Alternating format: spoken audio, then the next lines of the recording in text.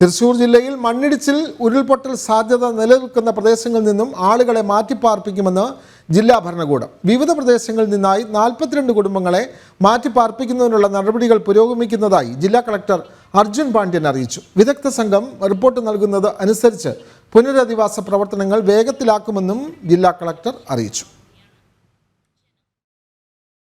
വയനാട് ദുരന്തത്തിന്റെ പശ്ചാത്തലത്തിലാണ് തൃശൂർ ജില്ലയിലെ അപകട സാഹചര്യങ്ങൾ നിലനിൽക്കുന്ന പ്രദേശങ്ങളിൽ നിന്നും ആളുകളെ മാറ്റി താമസിപ്പിക്കാൻ ജില്ലാ ഭരണകൂടം തയ്യാറെടുക്കുന്നത്.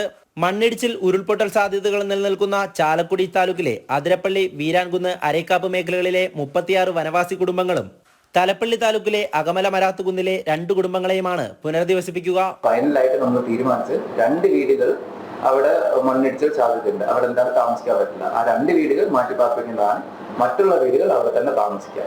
പക്ഷെ എന്നാലും ഒരു കണ്ടിന്യൂസ് ആയിട്ട് 2-3 ദിവസം മഴ പെയ്യാണെന്നുണ്ടെങ്കിൽ ഒരു പ്രിക്കോഷൻ എന്ന നിലയ്ക്ക് അവിടെ നിന്ന് മാറി താമസിക്കേണ്ടി വരും. അപ്പോൾ നമ്മൾ ആ മാറ്റിപ്പാർപ്പിക്കുന്ന സ്കീമുകൾ ഉൾപ്പെടുത്തിയിട്ട് അവർക്ക് വേണ്ട സഹായം കൊടുക്കും. 10 lakhs വരെ അവർക്ക് കിട്ടും, വേറെ സ്ഥലവും വീടും വയ്ക്കാൻ വേണ്ടിയിട്ട്. അപ്പോൾ അത് ഫണ്ട് പാസ്സാവുന്നവരെ മുനിസിപ്പാലിറ്റി വീട് വാടകയ്ക്ക് എടുത്ത് കൊടുക്കാമെന്ന് അറിയിച്ചിട്ടുണ്ട്. അതിന് വേണ്ട പെർമിഷൻസും നമ്മൾ DDMന്റെ ഭാഗത്ത് നിന്ന് കൊടുത്തിട്ടുണ്ട്.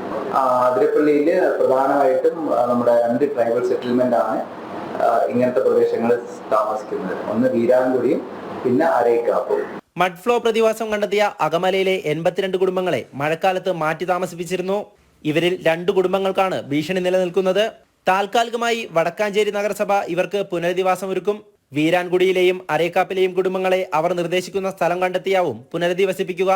കളക്ടർ നിയോഗിക്കുന്ന വിദഗ്ധ സംഘം സ്ഥലത്ത് സന്ദർശനം നടത്തും. ഇവർ നൽകുന്ന റിപ്പോർട്ട് പരിഗണിച്ചാകും തീരുമാനമുണ്ടാക്കുക. ജനം, തൃശൂർ.